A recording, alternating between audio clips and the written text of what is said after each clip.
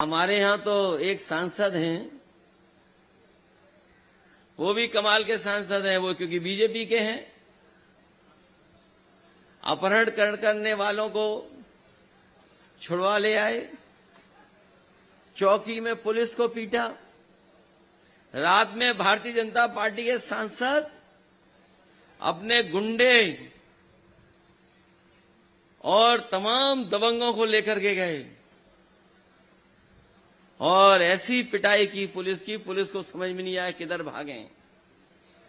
उन्हें अगर कहीं बुलडोजर खड़ा मिलता होता तो शायद बुलडोजर के पीछे खड़ी होकर के पुलिस बच जाती, लेकिन वहां बुलडोजर भी नहीं था कोई। अगर बुलडोजर होता तो शायद पिटने वाली पुलिस उसके पीछे छिप जाती तो बीजेपी के सांसद से बच जाती। और पुलिस ने जो दर्ज किया है मुकदमा, उसमें पुलिस को पता ही नहीं है कि वो पता कहां है उनका। क्या आप ये कल्पना कर सकते हो कि किसी सांसद का पुलिस को पता ही ना पता हो? ये स्थिति है। इसलिए हम आपसे कह रहे हैं कि ये जो कार्यवाहक डीजीपी इसलिए बनाए जा रहे हैं कि वो अपनी मर्जी से अन्याय कर सकें और अपनी मर्जी से भारतीय जनता पार्टी के लोगों को, उनकी गुंडई को, उनकी हरकतों को, वो जो अन्याय जनता पे कर रहे हैं और भारतीय जनता पार्टी के नेताओं का, कार्यकर्ताओं का मनोबल बढ़ा रहे हैं। इसलिए मैं कहना चाहता हूं आपसे, जो आंकड़े बताते हैं, जो उत्तर प्रदेश के आंकड़े बताते हैं, ये लोग जो कह रहे हैं कि एनकाउंटर से कानून व्यवस्था ठीक हो रही है, अभी तक उत्तर प्रदेश में, क्योंकि कार्यवाहक रखना है इन्हें, अपनी मनमर्जी की पुलिस रखनी है, सरकार कहती है कि कुल एनकाउंटर अभी तक 10,900 हो गए हैं। जब हम और आप लोग बातचीत कर रहे हैं, हो सकता है 100 और बढ़ गए हों, जो आंकड़ा थोड़ा पुराना हो सकता है। तो कुल एनकाउंटर सरकार बताती है कि लगभग 11,000 हुए हैं। एनकाउंटर में घायल 5,000 से ज्यादा हुए हैं। एनकाउंटर में मौत लगभग 200 हुई हैं।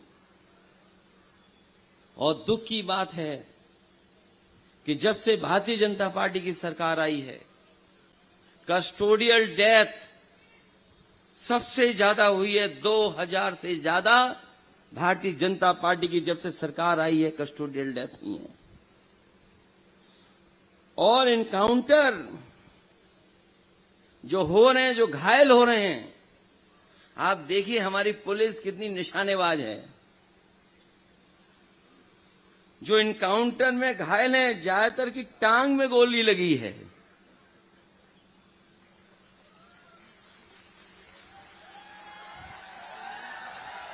और ये एक भी आंकड़ा कोई गलत नहीं बता रहा हूं मैं।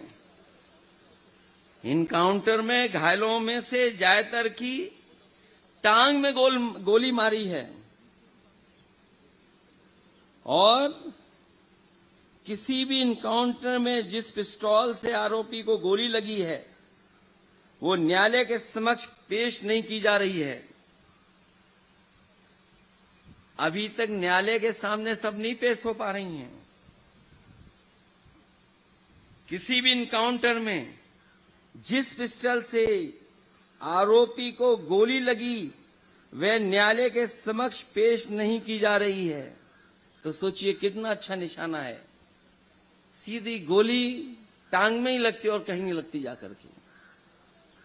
केवल यही नहीं, जो जांच में चीजें निकल करके आई हैं, देश के इतिहास में पहली बार ऐसा हो रहा है कि पुलिस बाइक से दौड़ते हुए व्यक्ति की भी टांग में गोली मार रही है। बताइए आप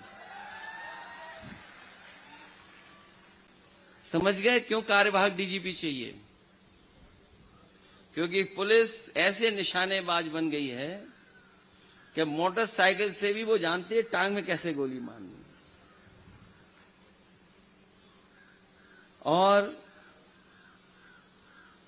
मुझे याद है कि सबसे पहले एक जिम ट्रेनर नोएडा में, वो किसी बहन अपनी शादी से लौट करके आ रहा था, किसी पारिवारिक शादी से। पुलिस ने घेर लिया और पुलिस को अपने नंबर बढ़ाने थे, इसलिए गोली मार दी।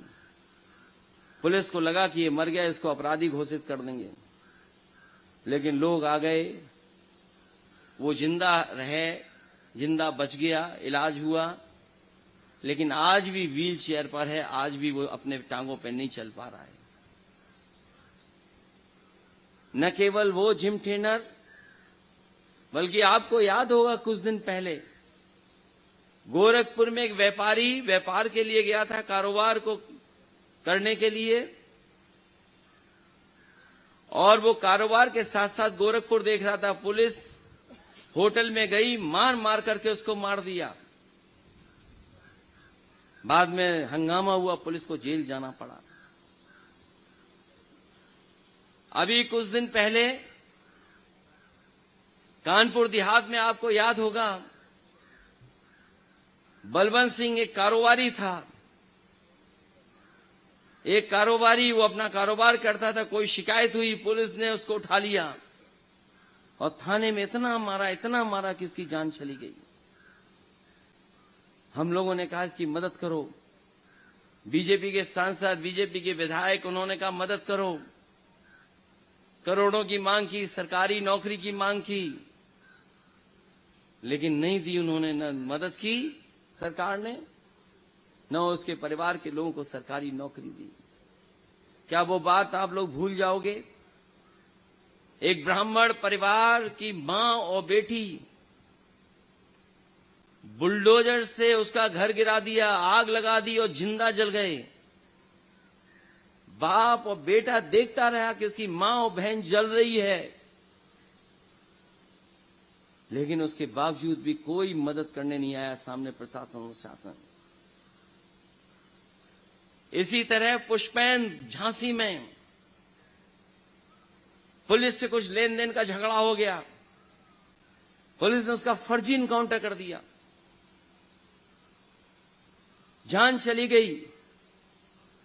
सबने आंदोलन किया, सब लोग गए, हम लोग गए, पूरी पार्टी रही वहां पर, लेकिन न्याय नहीं मिला। उसे कोर्ट जाना पड़ा। कोर्ट से एफआईआर दर्ज हुई। 1-1.5 साल से कोई कार्रवाई नहीं हुई पुलिस वालों पर। और उसके बाद उसकी पत्नी ने कहा था कि अगर मेरे पति के हत्यारों को कोई सजा नहीं होगी, मुझे न्याय नहीं मिलेगा, तो मैं आत्महत्या कर लूंगी। 1 साल 2 साल इंतजार किया उसकी पत्नी ने, नहीं न्याय मिला, उसकी पत्नी ने आत्महत्या कर ली। सोचिए, ये हो रहा उत्तर प्रदेश में। केवल यही बातें नहीं रुकती। एक मुरैना का नौजवान, गुर्जर समाज का, वो भर्ती के लिए, अग्निवीर भर्ती के लिए आगरा आया और पुलिस में दबाव था कि बालू माफियाओं को पकड़ना है। पुलिस के लोगों ने उसी नौजवान को देखा, बस से उतारा और गोली मार दी और कहा कि ये बालू माफिया है। बाद में पता लगा वो मुरैना का है, मध्य प्रदेश का है। मां बाप और उसके परिवार के लोग आए, वो कोर्ट गए, समाजवादियों ने मदद की। उसके बाद उन पुलिस वालों के खिलाफ एफआईआर दर्ज हुई है। अगर किसी ने गुर्जर समाज के उस नौजवान की, या जितने लोग आपके नाम मैंने बोले हैं, अगर किसी ने मदद की है, जिनकी जानें गई, जिनका नुकसान हुआ, तो वो समाजवादी पार्टी थी। अगर उन्हें अपनी पार्टी के खजाने से मदद करनी पड़ी, तो उन परिवारों की हम लोगों ने मदद करने का काम किया। ये बात मैं इसलिए बता रहा हूं, ये बातें मैं इसलिए बता रहा हूं कि आपने चुनाव भी देखा होगा कुछ दिन पहले, जब यहां पर ब्लॉक प्रमुखी का चुनाव था। एक बहन पर्चा भरना चाहती थी, उसका पर्चा छीन लिया, उसको ब्लॉक प्रमुखी का चुनाव नहीं लड़ने दिया। जिला पंचायत का भी चुनाव आपने देखा होगा, बीजेपी कम, प्रशासन ज्यादा चुनाव लड़ रहा था। और प्रशासन में भी पुलिस ज्यादा आगे भाग रही थी। चुनाव का परिणाम क्या हुआ? जो सरकार चाहती थी वही हुआ। और अभी जो नगर निकाय के चुनाव हुए, कई जगह के मैंने देखे चुनाव, कई जगह से जानकारी आई कि वहां पर लखनऊ से निर्देश हैं कि किसी भी हालत में समाजवादी पार्टी न जीत पाए। एक बार को निर्दलीय जीत जाए, लेकिन समाजवादी पार्टी नहीं जीतनी चाहिए। और वही किया प्रशासन ने। जहां जितनी बेईमानी कर सकते थे बेईमानी की। हमारे कार्यकर्ता नेता लड़ते रहे, लेकिन वो अपनी बेईमानी से पीछे नहीं हटे, उन्होंने बेईमानी की और परिणाम भी बदले। हमें खुशी है इस बात की कि किन्नरों का ये परिणाम सरकार नहीं बदल पाई। याद होगा चंदौली का चुनाव, जिन्होंने अपने व्हाट्सएप टीवी पर देखा होगा। चंदौली जिले में किन्नर जीत गए चुनाव। दिल्ली और लखनऊ से अधिकारियों को फोन आए कि रिजल्ट बदल दो। अधिकारियों ने हिम्मत जुटा करके रिजल्ट बदल दिया। किन्नर भाइयों को पता लगा कि अभी अभी तो जीते थे, फिर हरा दिया इन्होंने। उन्होंने पहले तो लड़ने का काम किया, बातचीत करने का काम किया। न ये बातचीत से माने, अपना जो कुछ आर्गुमेंट कर सकते थे आर्गुमेंट किया, नहीं आर्गुमेंट माने। उन्होंने भी फिर वही किया जो किन्नर करते हैं। उन्होंने पुलिस का डंडा खींचा, अपने कपड़े उतारे और पुलिस को दौड़ा दौड़ा करके उन्होंने अपना रिजल्ट अपने पक्ष में करा लिया। हालांकि वो बात मुझे मंच पे नहीं कहनी चाहिए, लेकिन कहावत तो किसी कारण बनी होगी। जब मैंने किन्नरों को लड़ते हुए देखा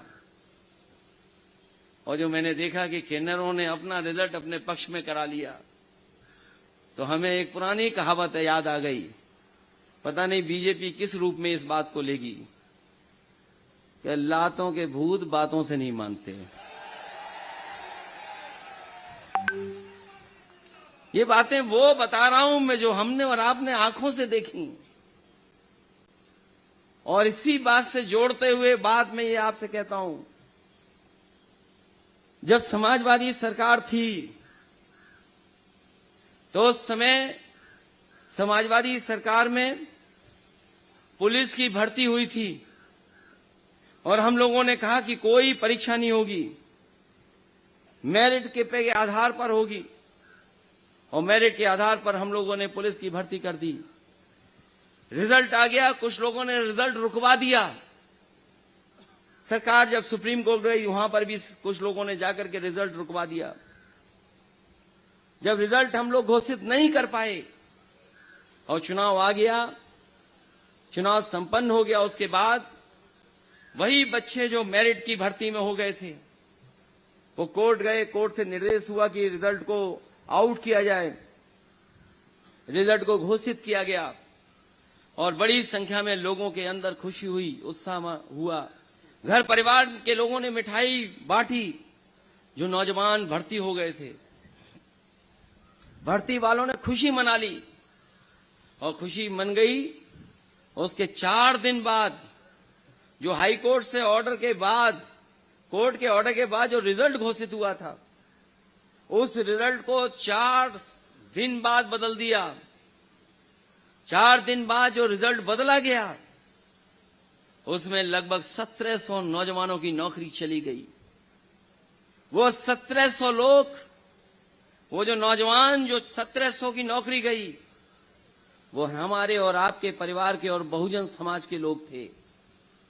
और वो नौकरी इसलिए चली गई क्योंकि समाजवादी सरकार में जो परिणाम बना था, जो रिजल्ट बनाया गया था, वो पुरानी आरक्षण व्यवस्था पर बना था।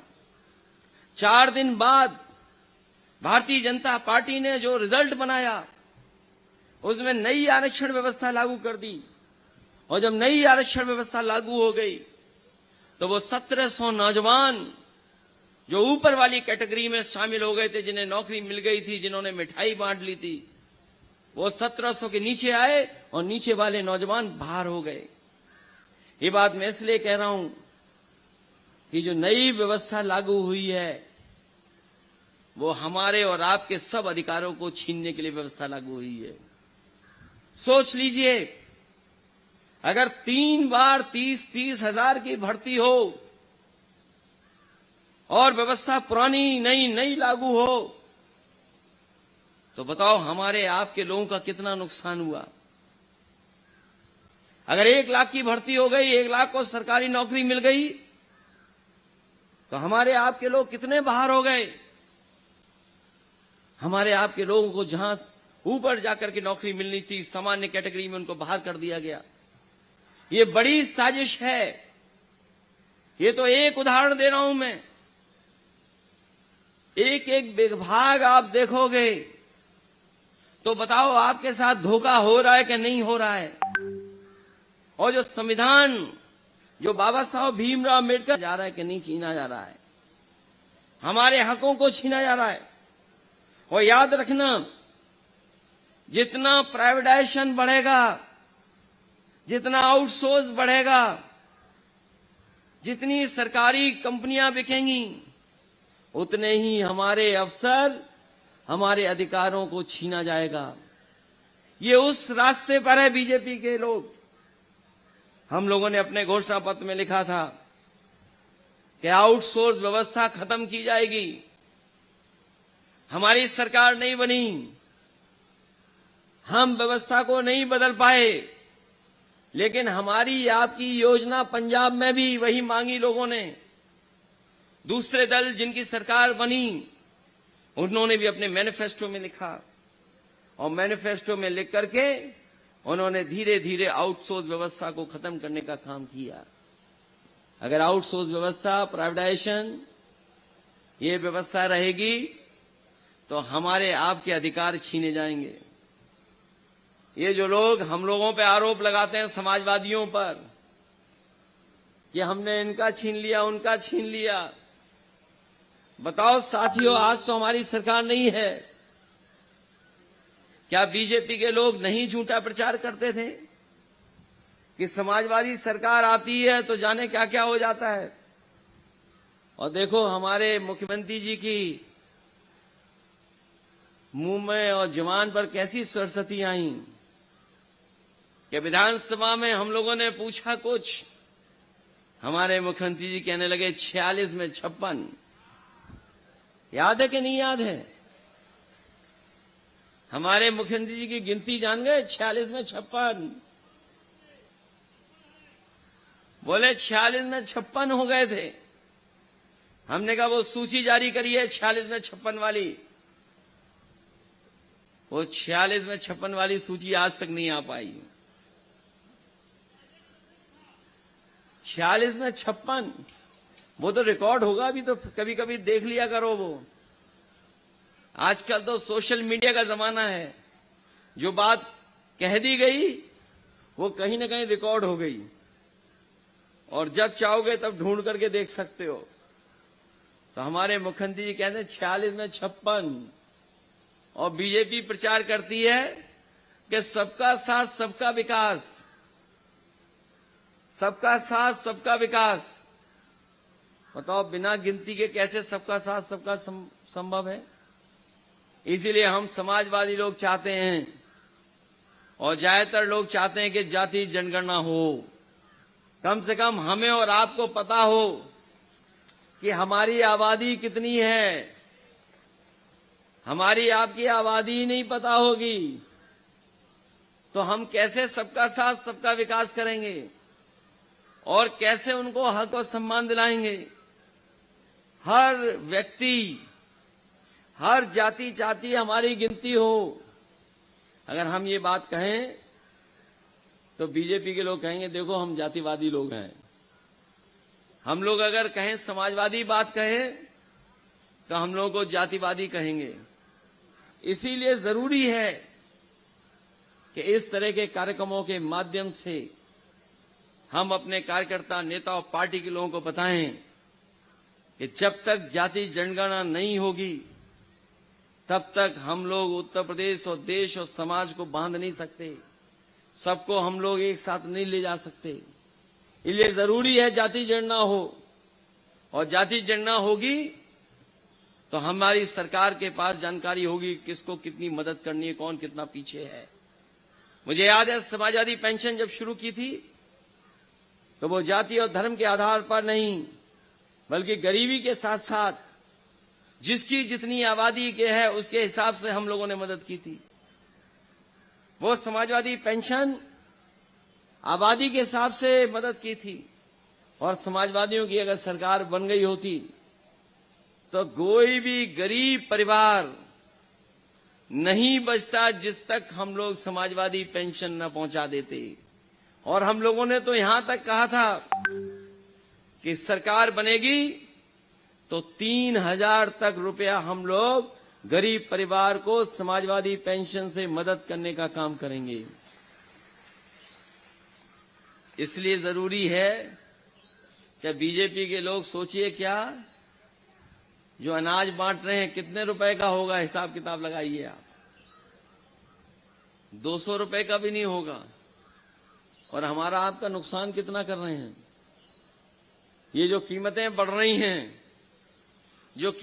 रही हैं, डीजल, पेट्रोल, सिलेंडर, तेल का, आटे की कीमत, या जो महंगाई लगातार बढ़ती चली जा रही है, आखिरकार ये पैसा किसके खजाने में जा रहा है? ये जा रहा है सरकार के खजाने में, और उसके बाद उद्योगपतियों की जेब में जा रहा है। उद्योगपतियों की जेबें भरी जा रही हैं। जो गरीब से पैसा निकाला जा रहा है आपकी जेब से, वो अमीरों की तिजोरियों में पहुंच रहा है। और सरकार भी कमाल की है। हम लोग कितने दिनों से समझा रहे सरकार को। याद कीजिए, जब पहली नोटबंदी हुई थी तब भी हम लोगों ने कहा था कि रुपया काला सफेद नहीं होता। सरकार ने कहा कि नहीं, रुपया काला सफेद होता है। और नोटबंदी हो गई, कहा कि भ्रष्टाचार खत्म हो जाएगा। बताइए, लखीमपुर के हमारे सभी कार्यकर्ता, नेता और मंच पर बैठे लोग, क्या नोटबंदी से भ्रष्टाचार खत्म हो गया तहसील और पुलिस का? तो फिर रुपया कैसे काला सफेद है? और अभी अभी जो रुपया बंद हुआ है, ये बताओ किसके सहारे पे बंद हो गया? ये जो 2,000 रुपया छापा और फिर बंद हो गया, ये बीजेपी के लोग बता जिला है जहां हमारे खेती करने वाले लोग हैं। दोस्तों, यूपी की धुआंधार राजनीतिक खबरों के लिए भारत एक सोच को सब्सक्राइब जरूर करिए और बगल वाली घंटी जरूर दबाइए, क्योंकि अगर आप एक बार नोटिफिकेशन बेल दबा देंगे तो आपको हमारे नए वीडियो की सूचना बिल्कुल मुफ्त में मिल जाएगी और आप जब चाहे जानकारी से भरा वीडियो अपनी मर्जी के मुताबिक देख पाएंगे। चलते हैं। जय भीम, जय भारत।